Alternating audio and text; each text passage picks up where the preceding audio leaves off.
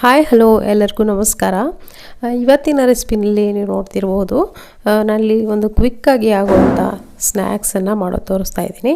ಇದು ಪ್ರತಿಯೊಬ್ಬರಿಗೂ all time favourite ಅಂತ ಹೇಳ್ಬೋದು. ಬನ್ನಿ ಹಾಗಿದ್ರೆ ಇದನ್ನು ಯಾವ ರೀತಿ ಮಾಡೋದು ಅಂತ ನೋಡೋಣ. ನಾನಿಲ್ಲಿ ಒಂದು ಮಿಕ್ಸಿಂಗ್ ಬೌಲ್ ತೊಗೊಂಡಿದ್ದೀನಿ. ಇದಕ್ಕೆ ಅರ್ಧ ಕಪ್ ಆಗುವಷ್ಟು ಮೊಸರನ್ನು ಹಾಕ್ಕೊಂಡಿದ್ದೀನಿ. ನೀವು ಮೊಸರು ಬದಲಿಗೆ ಬಜ್ಜಿಗೆ ಕೂಡ ನೀವು ಇಲ್ಲಿ ಬಳಸ್ಬೋದು. ನೋಡಿ, ಶುಂಠಿಯನ್ನು ಸಣ್ಣದಾಗಿ ಈ ಥರ ಕಟ್ ಮಾಡಿಕೊಂಡು ಇಟ್ಕೊಂಡಿದ್ದೀನಿ, ಅದನ್ನು ಕೂಡ ಹಾಕ್ಕೊಳ್ತಿದ್ದೀನಿ. ಹಾಗೆ ಕರಿಬೇವಿನ ಸೊಪ್ಪು ಸಣ್ಣದಾಗಿ ಕಟ್ ಮಾಡ್ಕೊಂಡಿದ್ದೀನಿ. ಹಾಗೆ ಕೊತ್ತಂಬರಿ ಸೊಪ್ಪು ಹಾಕ್ಕೊಳ್ತಿದ್ದೀನಿ. ಹಾಗೆಯೇ ಒಂದು 4 ಹಸಿಮೆಣಸಿನ್ಕಾಯಿ ಸಣ್ಣದಾಗಿ ಕಟ್ ಮಾಡಿಕೊಂಡು ಹಾಕ್ಕೊಂಡು ಚೆನ್ನಾಗಿ ಇದನ್ನು ಬೀಟ್ ಮಾಡ್ಕೊಳ್ಳಿ. ಸೊ ಕ್ಲೀನಾಗಿ ಬೀಟ್ ಮಾಡ್ಕೊಂಡು ಆದಮೇಲೆ ಇದಕ್ಕೆ ಒಂದು 2 ಕಪ್ಪಷ್ಟು ನೀರನ್ನು ಹಾಕ್ಕೊಳ್ತಾ ಇದ್ದೀನಿ. ನಾನು ಮೊಸರನ್ನು ಹಾಕ್ಕೊಂಡಿದ್ದ ಕಪ್ಪಿಂದ 2 ಕಪ್ಪಷ್ಟು ನೀರನ್ನು ಹಾಕ್ಕೊಂಡು ಮತ್ತೆ ಚೆನ್ನಾಗಿ ಒಂದ್ಸರಿ ಮಿಕ್ಸ್ ಮಾಡಿಕೊಂಡು ಇವಾಗ ಇದಕ್ಕೆ ರುಚಿಗೆ ಎಷ್ಟು ಬೇಕಷ್ಟು ನೋಡಿಕೊಂಡು ಉಪ್ಪನ್ನು ಸೇರಿಸ್ಕೊಂಡಿದ್ದೀನಿ. ಹಾಗೆ ಒಂದು ಚಿಟಿಕೆಯಷ್ಟು ಸೋಡಾ ಹಾಗೆ ಇಂಗನ್ನು ಹಾಕ್ಕೊಂಡಿದ್ದೀನಿ. ಈ ಎಲ್ಲ ಇಂಗ್ರೀಡಿಯೆಂಟ್ಸ್ ಲಿಸ್ಟ್ ಏನಿದೆ ಡಿಸ್ಕ್ರಿಪ್ಷನ್ ಬಾಕ್ಸ್ನಲ್ಲಿ ಇರುತ್ತೆ. ನೀವು ಮಾಡಬೇಕು ಅಂದ್ಕೊಂಡ್ರೆ ಒಂದ್ಸರಿ ನೀವು ಅದನ್ನು ಚೆಕ್ ಮಾಡ್ಕೊಳ್ಳಿ. ಸೊ ಇವಾಗ ಇದಕ್ಕೆ ಗೋಧಿ ಹಿಟ್ಟನ್ನು ಹಾಕ್ಕೊಳ್ತಾ ಇದ್ದೀನಿ. 1 ಕಪ್ ಆಗುವಷ್ಟು. 1 ಕಪ್ ಅಂದರೆ ಒಂದು 250 ಗ್ರಾಮಷ್ಟು ಆಗ್ಬೋದು. ಸೊ ನೋಡಿ, ಗೋಧಿ ಹಿಟ್ಟು ಹಾಕ್ಕೊಂಡು ಚೆನ್ನಾಗಿ ಮಿಕ್ಸ್ ಮಾಡ್ಕೊಳ್ಳಿ. ಸೊ ನೀರು ಕಡಿಮೆ ಅಂತ ಅನಿಸಿದ್ರೆ ಮತ್ತೆ ನೀವು ಇಲ್ಲಿ ಸೇರಿಸ್ಕೊಳ್ಳಿ. ಇದು ತೆಳುವಾಗಿ ಕಲಿಸ್ಕೊಳ್ಬೇಕಾಗತ್ತೆ ಹಿಟ್ಟನ್ನು. ಸೊ ನೋಡಿ, ಇವಾಗ ಇದು ಪೂರ್ತಿಯಾಗಿ ಗಟ್ಟಿ ಹಿಟ್ಟು ಅಂತ ಅನ್ನಿಸ್ತಾ ಇದೆ ನನಗೆ. ಅದಕ್ಕೋಸ್ಕರ ಮತ್ತೆ ನಾನಿಲ್ಲಿ 1 ಕಪ್ ಆಗುವಷ್ಟು ನೀರನ್ನು ಹಾಕ್ಕೊಂಡಿದ್ದೀನಿ. ನೀರು ಹಾಕ್ಕೊಂಡು ಕೈಯಿಂದನೇ ಚೆನ್ನಾಗಿ ಕಲಿಸ್ಕೊಳ್ಳಿ. ಸೊ ಗಂಟುಗಳಿಲ್ಲದೆ ಇರೋ ಥರ ಕ್ಲೀನಾಗಿ ಎಲ್ಲ ನಾವು ಹಾಕಿರುವಂಥ ಪದಾರ್ಥಗಳು ಒಂದಕ್ಕೊಂದು ಮಿಕ್ಸ್ ಆಗಬೇಕು. ಅಷ್ಟು ಚೆನ್ನಾಗಿ ನೀವು ಇದನ್ನು ಈ ಥರ ಬೀಟ್ ಮಾಡ್ಕೊಳ್ತಾ ಕೈಯಿಂದ ಕಲಿಸ್ಕೊಳ್ಳಿ.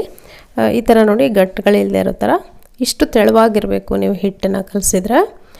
ಇವಾಗ ನೋಡಿ, ಇದಕ್ಕೆ ಒಂದು ಚಿಕ್ಕ ಗಾತ್ರದ ಈರುಳ್ಳಿನ ಸಣ್ಣದಾಗಿ ಕಟ್ ಮಾಡಿಕೊಂಡು ನಾನಿಲ್ಲಿ ಹಾಕ್ಕೊಂಡಿದ್ದೀನಿ.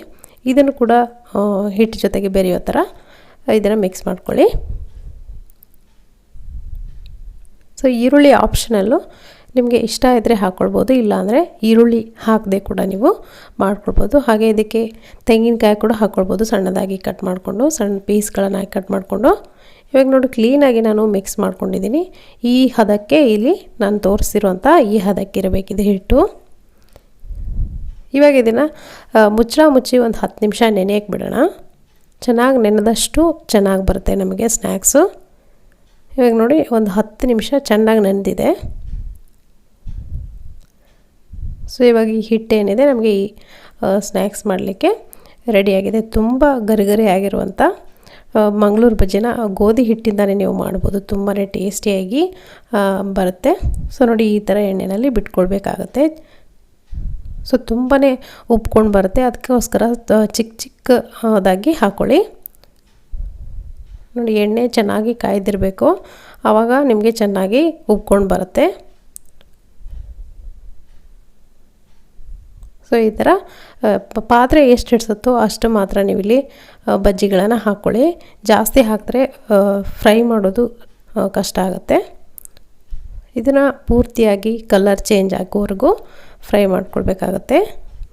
ಮೀಡಿಯಮ್ ಹೈ ಫ್ಲೇಮ್ಲಿ ಇಟ್ಕೊಂಡು ಫ್ರೈ ಮಾಡ್ಕೊಳ್ಳಿ, ಗೋಲ್ಡನ್ ಬ್ರೌನ್ ಆಗೋವರೆಗೂ.